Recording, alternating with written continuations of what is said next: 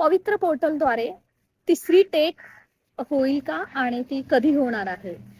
मित्रांनो, तिसऱ्या टेटची जे वाट पाहत आहेत बी एड अभियोग्यताधारक ज्यांचं टीईटी झालं असेल, सीईटी झालं असेल, त्यांनी तात्काळ अभ्यासाला लागा. तुमची तिसरी टेट नियोजित आहे आणि ती लवकरच होणार आहे. मार्च एप्रिल पासून या तिसऱ्या टेट संदर्भात कार्यवाही सुरू होणार आहे आणि या टेटसाठी TAIT साठी IBPS पॅटर्न असणार आहे.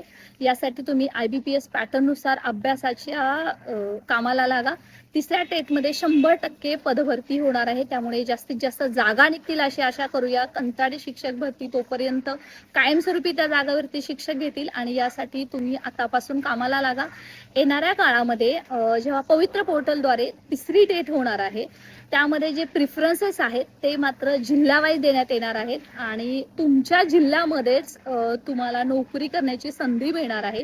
त्यासाठी तुम्हाला जास्तीत जास्त स्कोर सुद्धा असणं गरजेचं आहे, कारण त्या स्कोरनुसार तुम्हाला तुमच्या जिल्ह्यामध्ये नोकरी मिळणार आहे. अन्यथा तुम्हाला दुसऱ्या जिल्ह्यामध्ये सुद्धा तुम्ही ऍप्लिकेबल आहात, परंतु तुमच्या जिल्ह्यातलेच फक्त 20 प्रिफरन्सेस तुम्हाला द्यावे लागणार आहेत.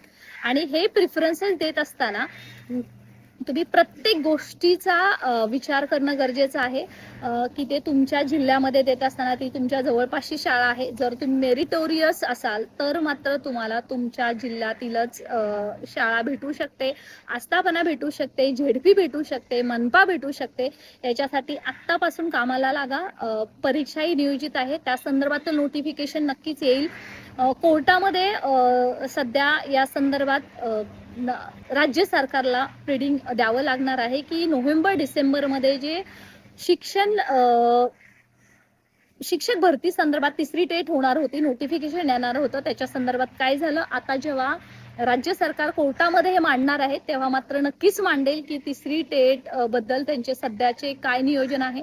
आतापर्यंतच्या माहितीनुसार ही तिसरी टेट मार्च एप्रिल मध्ये नियोजित आहे आणि त्या संदर्भातील IBPSच पॅटर्न असणार आहे.